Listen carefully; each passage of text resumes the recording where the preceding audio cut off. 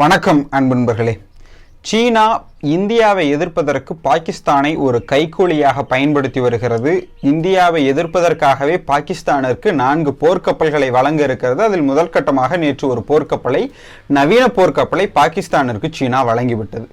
நண்பர்களே, இது சீனா இந்தியாவை எதிர்ப்பதற்கான ஒரு யுக்தி என்பதை இந்த வீடியோவில் விளக்க இருக்கிறேன். அதற்கு முன்பு என்ன அப்படின்னா, பாகிஸ்தானுடைய நிதி நிலைமை எப்படி இருக்கிறது, மற்ற உலக நாடுகளுடன் பாகிஸ்தான் எந்த அளவிற்கு ஒரு நட்பை கொண்டு இருக்கிறது, ஒரு உறவை கொண்டு இருக்கிறது அப்படிங்கிறத முதல்ல பார்க்கணும். நண்பர்களே, சென்ற ஆண்டு இந்தியா காஷ்மீருக்கான சிறப்பு அந்தஸ்தை ஆர்டிகல் 370 நீக்கிய பிறகு பாகிஸ்தான் எதை தின்றால் பித்தம் தீரும் அப்படிங்கிற ரீதியில் பைத்தியம் பிடிச்சது மாதிரி அங்கேயும் இங்கேயும் சுத்தி கொண்டு இருக்கிறது. பெரும்பாலான நாடுகள் பாகிஸ்தானிற்கு ஆதரவு தெரிவிக்கவில்லை. பெரும்பாலான இஸ்லாமிய நாடுகளே பாகிஸ்தானிற்கு ஆதரவு தெரிவிக்கவில்லை. அதுதான் நிதர்சனமான உண்மை. ஏன் அப்படின்னா, ஃபர்ஸ்ட் இந்தியா தரப்பில் நியாயம் இருக்கிறது, பாகிஸ்தானிடம் நியாயமில்லை ஒண்ணு. அடுத்து இப்ப இஸ்லாமிய நாடுகள் இந்தியாவிற்கு எதிராக ஒரு கண்டனம் தெரிவித்து ஒரு தீர்மானம் நிறைவேற்றுகிறது என்றால் நிச்சயம் அது இந்தியாவுடனான வணிக உறவை அந்த நாடுகளுக்கு இந்தியாவுடனான வணிக உறவில் அந்த நாடுகளுக்கு பாதிப்பை ஏற்படுத்தும். அது அந்த நாடுகளுக்கு பேரிழப்பு என்பதில் எந்த விதமான மாற்று கருத்தும் கிடையாது. இதற்கு நம்ம கண்கூட ஒரு எக்ஸாம்பிள் பார்த்தோம். மலேசியா இந்தியாவிற்கு எதிரான ஒரு நிலைப்பாட்டை கையில் எடுக்கிறது. இந்தியாவிற்கு எதிரான ஒரு கருத்தை ஐநா சபையில் பதிவு செய்கிறது. சோ நம்ம என்ன பண்றோம் அப்படின்னா, அவர்களிடமிருந்து பாமாயில் இறக்குமதி செய்வதை நிறுத்தி விடுகிறோம். மலேசியாவுடைய ஏற்றுமதி தொழில் கிட்டத்தட்ட 90% அவர்கள் ஏற்றுமதி செய்கிற ஒரு பொருள் பாமாயில். அந்த 90% ஏற்றுமதியில் 90% இந்தியாவிற்கு தான் அவர்கள் ஏற்றுமதி செய்து கொண்டிருந்தார்கள். எனவே அவர்களுக்கு அது மிகப்பெரிய அடியாக தொழில் ரீதியாக மிகப்பெரிய அடியாக அமைந்து விட்டது. அந்த ஒரு பிரச்சனையின் காரணமாகத்தான் மலேசிய பிரதமர் பதவி விலக நேர்ந்தது அப்படின்னு பல்வேறு ஊடகங்களும் செய்தி வெளியிட்டு இருக்கின்றன. சோ இந்தியாவை எதிர்த்து பேசினால் என்ன நடக்கும் அப்படிங்கறத இஸ்லாமிய நாடுகள் கண்கூட பார்த்து விட்டன. எனவே இந்தியாவை பகைத்துக் கொள்ள பெரும்பாலான இஸ்லாமிய நாடுகள் விரும்பவில்லை. இது பாகிஸ்தானுக்கு மிகப்பெரிய ஒரு விரக்தி ஏற்படுத்தி விட்டது. எனவே வாய்க்கு வந்தபடி இஸ்லாமிய நாடுகளையே ஏச துவங்கிவிட்டது. இப்போ ஒரு நாட்டை எதிர்த்து பேசுவதற்கு முன்பு பாகிஸ்தான் என்ன சிந்தித்திருக்க வேண்டும் அப்படின்னா, அந்த நாட்டின் மூலமாக நமக்கு எந்த விதமான உதவியும் கிடைக்கவில்லையா, அந்த நாட்டிற்கு நாம் எந்த வகையிலும் கடமைப்படவில்லையா அப்படிங்கிறதையெல்லாம் பார்த்துட்டு தான் அதற்கப்புறம் அந்த நாட்டை எதிர்த்து பேசணும். ஆனால் இப்போ ஒரு நாட்டிடம் எக்கச்சக்கமான ரூபாய் கடன் வாங்கிவிட்டு அந்த நாட்டிடம் இருந்து ஏராளமான சுகங்களை அனுபவித்து விட்டு அந்த நாட்டையே எதிர்த்து ஒரு பிரச்சனையில அந்த பாகிஸ்தான் தரப்பில் நியாயம் இல்லாத பொழுதும் கூட அந்த நாட்டோடு நிற்க வேண்டும் என்று நினைப்பது வேடிக்கையான ஒன்று. சோ அதன் காரணமாக இன்னொரு நாட்டை எதிர்த்து பேசுவது என்பது நிச்சயம் முறையானது கிடையாது. சோ அவர்கள் பாகிஸ்தான் என்ன பண்ணாங்க அப்படின்னா, சவுதி அரேபியாவை எதிர்த்து பேசுகிறது. நீங்க எல்லாம் என்ன பண்ணீங்க, நீங்க கூட்டத்தை கூட்டலீங்க, இந்தியாவிற்கு எதிராக நீங்கள் கூட்டத்தை கூட்டவில்லை என்றால் நாங்களே கூட்டிக் கொள்கிறோம் அப்படிங்கிற மாதிரி பாகிஸ்தான் சவுதி அரேபியாவிற்கு எதிராக ஒரு அறிக்கை வெளியிடுகிறது. உடனடியாக சவுதி அரேபியா கொதித்தெழுந்து விட்டது. இப்போ ஒண்ணு இல்ல, இப்போ என்ன எதிர்த்து பேசுறாங்க அப்படின்னு ஒருத்தர் எதிர்த்து பேசுறான். இப்போ அவன் யாருன்னே தெரியாது, அவன் எங்கிட்ட எந்த விதமான கடன் படவில்லை அப்படின்னா நான் கண்டுக்க மாட்டேன். எங்கிட்டே 10 ரூபா கடன் வாங்கிட்டு என்னவே எதிர்த்து பேசுறேன் அப்படின்னா நான் விட்டுட்டு இருப்பேன். மண்டையில தட்டி முதல்ல கடனை திருப்பி தாடா அப்படின்னு கேட்பேன். அதைத்தான் சவுதி அரேபியா செய்திருக்கிறது. சவுதி அரேபியாவிடம் இருந்து பாகிஸ்தான் கிட்டத்தட்ட $6 பில்லியன் கடன் உதவி பெற்றிருக்கிறது. $6 பில்லியன் அப்படிங்கிறது இந்திய மதிப்பில் கிட்டத்தட்ட 45,000 கோடி. சோ 45,000 கோடியில் நீங்க ஃபர்ஸ்ட் $3 பில்லியன் 22,500 கோடி முதல்ல எடுத்து வைங்கப்பா அப்படின்னு சவுதி அரேபியா சொல்லிருச்சு. உடனடியாக பாகிஸ்தான் அப்படியே திக்குமுக்காடி போயிடுச்சு. அவ்வளவு காசுக்கு பாகிஸ்தான் அங்க சோத்துக்கே வழி இல்லாத நிலைமைதான் நிலவி கொண்டு இருக்கிறது. அப்படி இருக்கக்கூடிய சூழ்நிலையில் உடனடியாக ஒரு தூதுவர் குழு சவுதி அரேபியாவுக்கு போய் நாங்க உங்களையில எதிர்த்து பேசல, நாங்க காஷ்மீர் இஷ்யூக்கு தான் எதிராக பேசணும், மற்றபடிக்கு உங்களையில எதிர்த்து பேசல அப்படின்னு சமாதானம் செய்ய முயன்றது. ஆனால் அந்த முயற்சி தோல்வியில் முடிந்து விட்டது. நீ முதல்ல காசு எடுத்து வச்சுட்டு பேசுப்பா அப்படிங்கிற ரீதியில் சவுதி அரேபியா சொல்லிருச்சு. சோ உடனடியாக பாகிஸ்தானுக்கு என்ன பண்றதுன்னு தெரியல. உடனடியாக இங்க எப்படி எக்ஸ்டர்னல் அஃபேர்ஸ் மினிஸ்டர் இருக்காரோ அதே மாதிரி அங்கேயும் எக்ஸ்டர்னல் அஃபேர்ஸ் மினிஸ்டர் இருக்கார். அவர் உடனடியாக சீனாவிற்கு செல்கிறார். சீனா போய் கையில கால் விழுந்து எப்படியாச்சும் எங்களுக்கு இதுல ஹெல்ப் பண்ணுங்க அப்படின்னு சீனாவும் $1 பில்லியன் கொடுக்கிறது. அதை சவுதி அரேபியாவிற்கு திருப்பி செலுத்தி விட்டார்கள். இன்னும் $5 பில்லியன் மீதம் இருக்கிறது. கிட்டத்தட்ட ஒரு 35,000 கோடிக்கு மேல இன்னும் பாகிஸ்தான் சவுதி அரேபியாவிற்கு கடன் கொடுக்க வேண்டிய சூழ்நிலை இருக்கிறது. இதுதான் பாகிஸ்தானுடைய நிதி நிலைமை.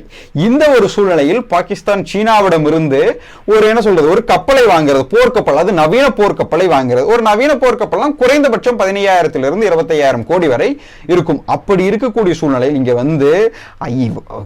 சோத்துக்கே வழி இல்லாம சுத்திட்டு இருக்கிற ஒரு நாடு சீனாவிட்டம் போய் ஒரு நவீன போர்க்கப்பல் வாங்குற அளவுக்கு பணம் வச்சிருக்குமா? நிச்சயமா அது கிடையாது. இருக்கிறது. ஸோ இதில் என்ன வெட்ட வெளிச்சமா என்ன தெரியுது அப்படின்னா, சீனா பாகிஸ்தானுக்கு இதை ஃப்ரீயா தான் கொடுத்துருக்காங்க அப்படிங்கிறது வெட்ட வெளிச்சமா தெரியுது. இது 2017ஆம் ஆண்டு போடப்பட்ட ஒப்பந்தம்.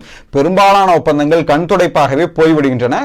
என்ன சொல்றது, இந்த நாட்டோட நம்ம நல்ல நட்புறவு வச்சிருக்கலாம் அப்படிங்கிற பட்சத்தில் தான் என்ன சொல்றது, அந்த இப்ப இரு நாட்டு தலைவர்கள் சந்தித்துக் கொள்கின்ற பொழுது போடுகின்ற ஒப்பந்தங்களை அந்த நாட்டுடன் நல்ல உறவை மேம்படுத்தணும் அப்படின்னு நினைக்கிற நாடுகளுடன் தான் அந்த ஒப்பந்தத்தை நிறைவேற்றுவார்கள். ஸோ இப்ப சீனா வந்து பாத்தீங்கன்னா அந்த ஒப்பந்தத்தை நிறைவேற்றி நேற்று ஒரு போர்க்கப்பலை, நவீன போர்க்கப்பலை பாகிஸ்தானிடம் ஒப்படைத்து விட்டது.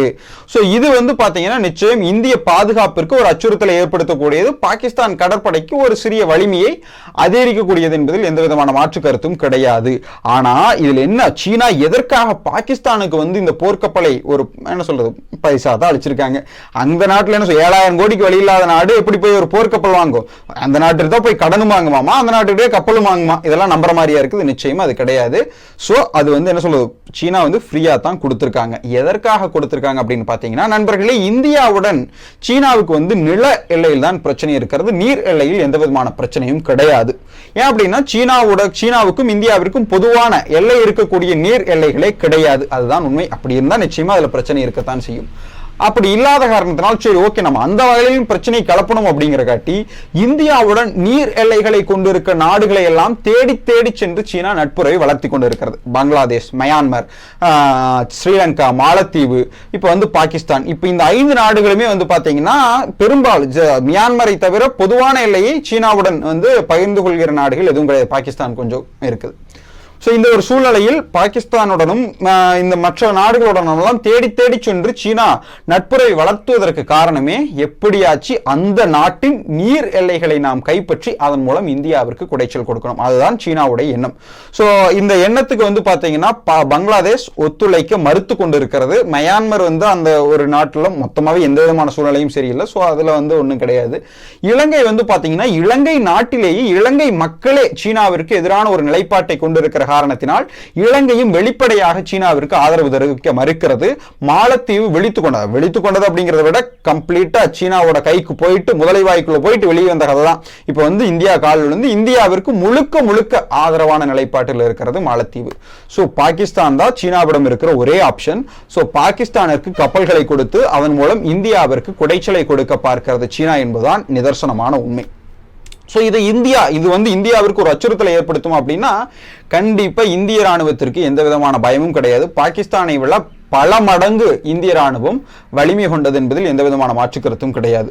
சோ இது வந்து நேற்றே வந்து பிபின் ராவத் அவர்கள் தெள்ள தெளிவாக சொல்லிவிட்டார். சீனாவுடன் பேச்சுவார்த்தை தோல்வியில் முடியுமானால் ராணுவ நடவடிக்கைக்கும் நாங்கள் தயார் அப்படின்னு தெள்ள தெளிவா பிபின் ராவத் அவர்கள் தெரிவித்து விட்டார். எனவே இந்திய ராணுவம் அனைத்திற்கும் தயாராகத்தான் இருக்கிறது. ஆனால் இந்த ஒரு நேரத்தில் நம்ம பாகிஸ்தானுக்கு என்ன ஒரு கோரிக்கை வைக்க விரும்புகிறோம் அப்படின்னா, அதாவது பாகிஸ்தான் ஒரே ஒரு காரணத்திற்காகத்தான் இருக்கிறது. என்ன அப்படின்னா இந்திய எதிர்ப்பு. இந்தியாவை எதிர்க்க வேண்டும் என்கிற ஒரே காரணத்திற்காக ஒரு நாடு இருக்கிறது என்றால் அதுதான் பாகிஸ்தான்.